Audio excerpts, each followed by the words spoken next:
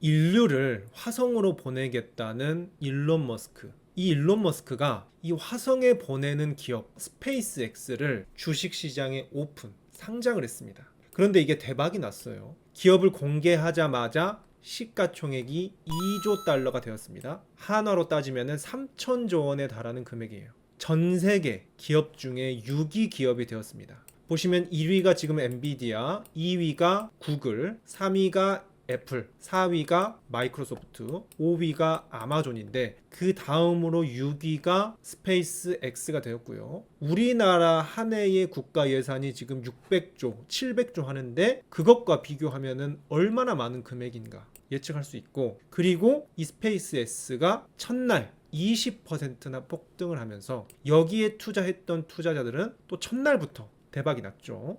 이거 보니까 이렇게 대박난 스페이스 X 나도 투자했어야 됐나? 라고 멈칫하는 구독자님들 계실 것 같은데요.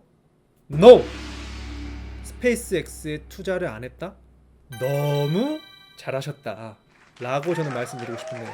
그래서 오늘 언론에서 뉴스에서 말하지 않는 이 스페이스X의 이면에 있는 위험 요소들, 리스크들 말씀드리면서 투자 안 하신 여러분들이 정말 탁월한 선택을 하신 거다 라고 제가 말씀드리도록 하겠습니다. 잔잔하게. 먼저 이 일론 머스크가 이 기업을 상장하는 당일에 연설을 했습니다. 이 연설이 저는 굉장히 인상 깊으면서도 의구심을 갖게 되는 씨앗이었는데요. 일론 머스크가 이렇게 말했습니다. 우리 스페이스X는 작은 창고에서 시작한 회사가 역대 최대 규모의 상장을 한 회사라는 게 믿기 어렵습니다. 저는 솔직히 이 회사가 실패할 거라고 생각했거든요. 저는 스페이스X가 성공할 가능성을 10%도 안 된다고 봤습니다. 우린 아마 실패할 거야. 그래도 한번 해봐야 해. 만약 우주 산업에 새로 뛰어든 회사가 없다면 우리는 진정한 우주의 문명이 될 수 없을 거야. 다른 우주 기업들도 좋은 로켓을 만들고 있지만 그 기업들은 인류를 다행성 종으로 만들기 위한 노력은 하고 있지 않습니다. 스타트랙, 영화 스타트랙을 만들 그런 기술들을 연구하고 있지는 않다. 흥미로운 공상과학을 현실로 만들 기술들을 연구하고 있지 않다. 우리 스페이스X의 목적은 말이죠. 공상과학에서 공상을 걷어내 현실로 만들면서 모두에게 흥미롭고 영감을 주는 미래를 만드는 것입니다. 달에 가고 싶은 사람이라면 그 누구든, 화성에 가고 싶은 사람 누구든, 태양계 어디든, 그리고 언젠가는 태양계 너머까지도 우리는 데려갈 수 있길 바랍니다. 몇몇 우주 비행사만을 위한 것이 아닙니다. 스페이스X는 당신을 달과 화성, 그리고 그 너머 비욘드까지도 데려가길 원합니다. 그리고 저는 확신합니다. 스페이스X의 놀라운 팀과 함께라면 우리는 해낼 것입니다. 정말 가슴이 웅장해진 그런 연설이죠.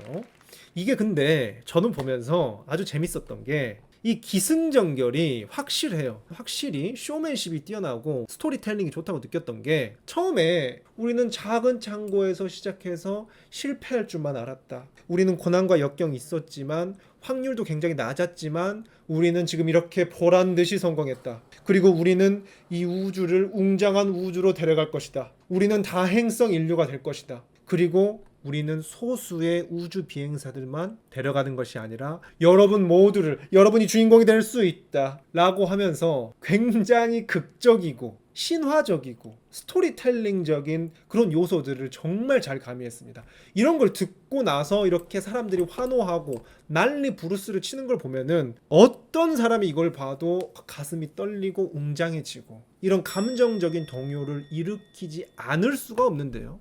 그런데 저는 이것을 보면서 또 냉정한 이성적인 투자자의 입장에서 이런 생각을 했습니다. 아니 지금 이거는 개인적인 기업 오픈식, 개소식이 아니라 공적으로 퍼블릭 오퍼링이죠. 주식시장에 상장하는 첫 거래일에서 투자자들에게, 일반 투자자들에게 첫인상을 보여주는 자리인데, 만약에 저 같으면은 지금 스페이스X의 매출은 몇 달러고요? 영업이익은 몇 달러고 우리는 안정적으로 이렇게 돈을 벌고 앞으로 이런 사업을 할 겁니다. 그러니까 이렇게 차분하게 숫자와 데이터, 재무적인 팩트를 제시해주면서 말을 할 것 같거든요. 그런데 저는 이 모습을 보면서 이런 숫자 같은 건 없이 추상적이고 뜬구름적으로 어찌 보면 감정적이고 종교적으로 느낄 만큼 좀 추상적으로만 말해서 뭔가 의구심을 가지게 했습니다.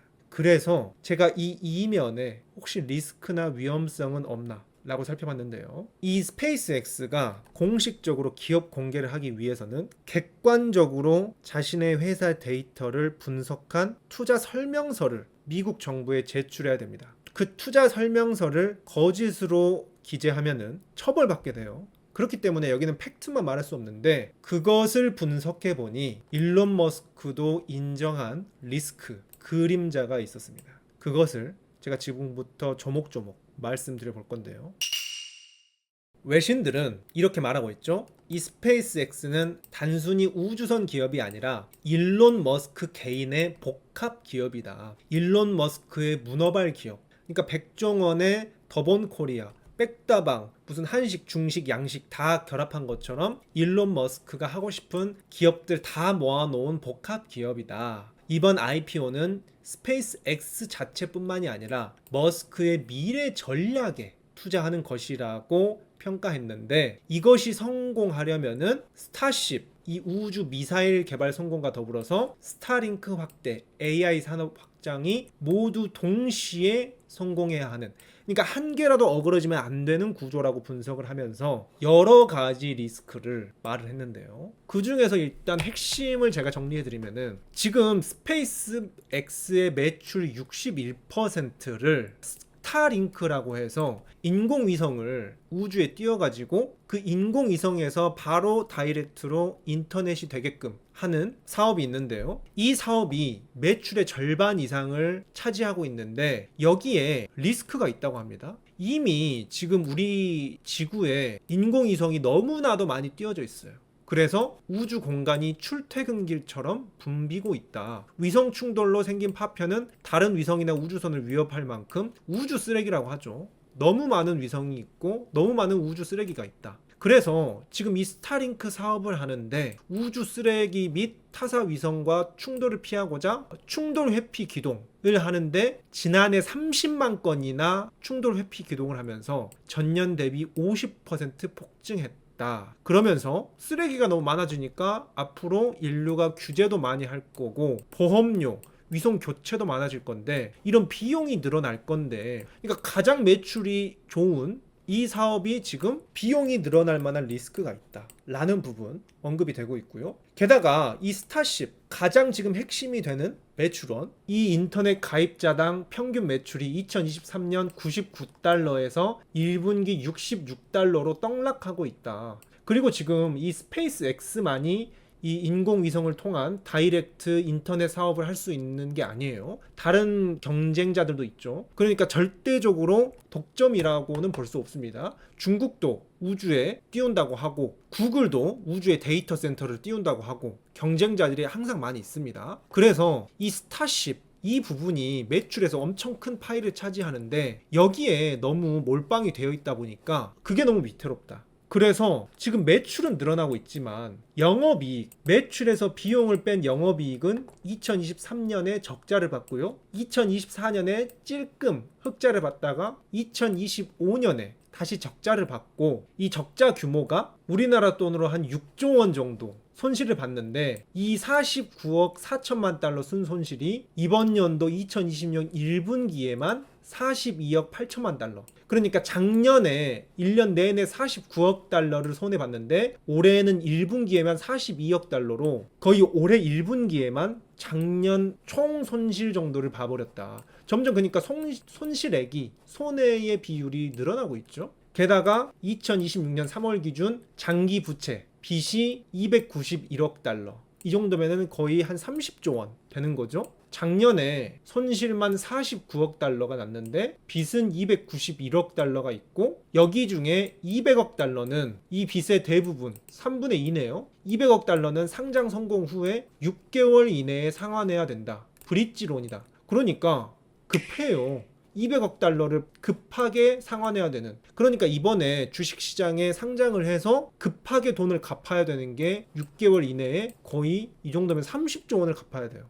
그래서 아까 제가 말씀드린 스타링크, 이 인공위성 인터넷 매출이 유일하게 이 일론 머스크의 회사에서 돈을 벌고 있는데, 이 돈 번 것조차 이 일론 머스크의 인공지능 사업, 그리고 인프라 비용, 이 데이터 센터죠, 로봇 개발비로 전부 다 탕진하고 있다. 특히 이 인공지능 부분은 번 곳보다 훨씬 더 많이 11억 달러를 벌었는데 24억 달러를 손해를 보고 있다. 그리고 아까 말씀드린 장기 부채도 40조 원, 이 중 27조 원은 급하게 갚아야 하는 단기 임시 차입금이다. 그래서 이번에 갑자기 저렇게 멋지게 상장을 했지만 당장 빚 독촉을 막기 위한 급전 마련용이라는 비판이 나온다. 요런 이면이 있습니다. 게다가 또 어떤 문제가 있냐면은 핵심 인재 이탈 리스크라고 해서 사람들이 자꾸 빠져나간다 이거예요. 오픈 AI나 엔트로픽 이런 AI 기업들이랑 인재 쟁탈전을 하고 있는데, 지금 이 투자 설명서에 핵심 기술 인재 확보 실패 가능성을 공식 명시할 만큼 인력난을 겪고 있다. 실제로 이 인공지능 공동 창업자를 포함한 핵심 인력 일부가 회사를 떠난 것으로 확인됐다. 인사가 만사라고 하는데 사람까지 떠나고 있다. 그리고 제가 이건 직접 찍은 건데, 일론 머스크가 자신의 이득, 개인의 성과금을 받는데 희한하게 해놨다 라고 해서 셀프 보상을 하게끔, 스페이스X는 미국 증시 역사상 역대 최악의 지배구조를 가지고 있다. 그래서 미국의 주요 연기금 등 기관 투자자들이 소액주주 피해를 우려하며 일제히 반발하고 있다. 스페이스X의 회사 정관엔 소액주주의 소송 제기를 원천 봉쇄하는 등 전례 없는 독소 조항들이 빼곡하다. 요런 부작용들이 많이 있더라고요. 혹시 이거 궁금하신 분들 일시정지하고 읽어보시면 되고요. 그래서 종합하면은 이 일론 머스크의 이면에 투자 설명서를 보니까 이것은 우주 기업이 아니라 돈이 갑자기 떨어져가지고, 이 머스크가 여러 가지 사업을 하고 있는데 그 생태계 자금이 떨어져가지고 카드 돌려막기, 은행에서 대출 돌려막기 하다가 더 이상 돌려막을 데가 없으니까 주식을 상장해서 주주들한테, 대중들한테 돈 좀 빌려주세요, 이거 아니냐라는 이야기가 나오고 있습니다. 그러니까 더 직관적으로 말씀드리면은 이렇게 상상해 보세요.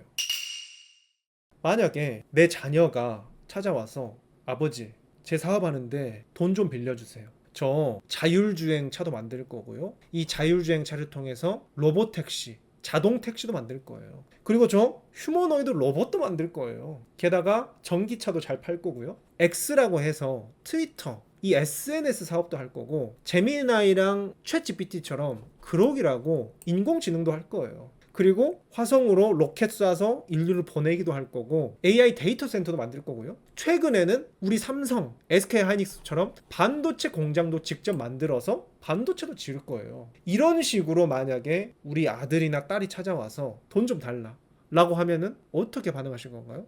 아니 이것 중에 지금 제대로 하는 게 있니? 하면은 이 아들이 약간 횡설수설해요. 아, 그 뭐 어느 정도 조금씩 돈이 나오고 있긴 한데 뭐 앞으로 뭐 다 잘 될 거예요, 이런 식으로 말하면은, 아니 일단 하나부터나 똑바로 하고 거기에서 돈 벌어서 너가 알아서 해라 라고 말을 할 것 같죠. 그런데 반면 어떤 아들은 찾아와서, 이 알파벳 구글이라는 아들은 찾아와서 이렇게 말합니다. 아버지, 저 구글 검색 기능으로 돈도 많이 벌고 있고 유튜브로도 떼돈 벌고 있고요. AI 데이터 센터 만들어서 클라우드로 돈 많이 벌고 있습니다. 그런데 여기서 번 돈을 바탕으로 제가 미래를 대비해서 자율주행, 웨이모 사업도 할 거고요. AI, 제미나이 사업도 하려고 해요. 여기 돈 조금 부족한데 조금 보태주실 수 있을까요? 하면은, 아 그래? 이미 돈도 잘 벌고 있는데 새롭게 투자도 한다고 하니까 돈 더 투자해 줄게, 투자할 마음이 생기겠죠. 실제로 이래서 최근에 이 구글, 알파벳이라는 회사에 우리의 유명한 워렌 버핏이 제3자 유상증자를 통해서 거액을 투자하겠다고 기사가 났습니다. 워렌 버핏, 원칙이 뭐죠? 첫 번째 규칙, 절대 잃지 마라. 두 번째 규칙, 첫 번째 규칙을 절대 잊지 마라. 그러니까 잃지 않는 투자를 하는 워렌 버핏, 그리고 우리 구독자님들 입장에서는 이렇게 안정적으로 흑자를 보면서 돈을 벌면서 그 돈을 토대로 새로운 사업을 하는 이런 안정적인 기업에 투자해야지 마음도 편하고 돈도 잃지 않게 되는 거지, 뭔가 잡다한 그따하게 문어발식으로 있는 거는 다 하겠다고 호언장담만 하면서 돈도 제대로 못 벌고 적자만 보고 있는 친구에게 투자를 한다? 요거는 조금 애매하죠. 이렇게 애매하고 헷갈린다면은 투자를 안 하면 그만이다. 다른 선택지들도 너무나도 많다. 그래서 투자 안 하신 구독자님들 너무 잘하셨다. 확실한 것에만 투자해도 충분히 수익을 날 수 있고, 이렇게 확실한 것에 투자하면은 마음의 평화와 안정감은 덤이다. 누군가는 또 여러분 구독자님들의 편에 서서 진실을 말해야겠죠. 그래서 오늘 제가 언론이나 뉴스, 자산운용사에서 말하지 않는 스페이스 X의 이면, 위험성에 대해서 말씀을 드렸고요. 아니 그렇다면 김전자님, 그럼 어떤 주식을 사야 되나요? 하면은 확실하게 돈도 벌고 주가도 너무 비싸지 않게 합리적인 가격대고, 그러면서 동시에 미래의 투자도 착실하게 하는 장밋빛 미래가 있는 우등생 주식에 투자해야죠. 그런 주식이 뭔데요? 네이버, 현대차, 2차전지, 조선방산원자력? 다 좋아요. 다 좋은데 저는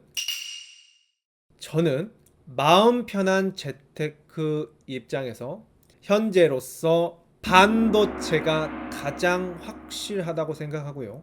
그래서 지금 저는 이 기업들 모두 단 한 주도 투자하고 있지 않고 오로지 반도체에만 선택과 집중을 하여 투자하고 있고요.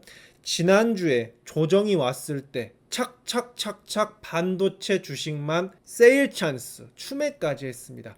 왜? 제가 반도체 주식 삼성전자, SK하이닉스가 지금 200만원, 30만원까지 엄청나게 올랐는데도 불구하고 아직도 좋다고 강조를 하고 있는지, 왜 이 반도체만큼은 확신을 하는지에 대해서는 자꾸 이 여러분들께서 가격만 보고 불안해 하시니까 이 반도체 투자 전체의 큰 그림, 투자의 흐름에 대해서 한번 정리를 해드리려고 합니다. 이 큰 그림을 보고 나면은 이래서 계속해서 잘 나가고 있고, 앞으로는 점점 더 호재가 많이 나오고 있거든요. 앞으로는 확실히 더 좋겠구나, 돈도 잘 벌고 있는데 앞으로는 더 좋겠구나 하는 큰 그림을 보이게끔 제가 반도체 흐름에 대해서 한번 잡아보는 컨텐츠를 찍어보려 합니다. 그 영상 받아보시려면 구독과 알림 설정 꼭 해주셔야 놓지 않고 받아보실 수 있고요. 오늘과 같이 사람들이 많아지 않는 이면, 이 리스크까지 도움이 되셨다면 좋아요 눌러주시고, 스페이스X 사겠다고 달라드는 사람들에게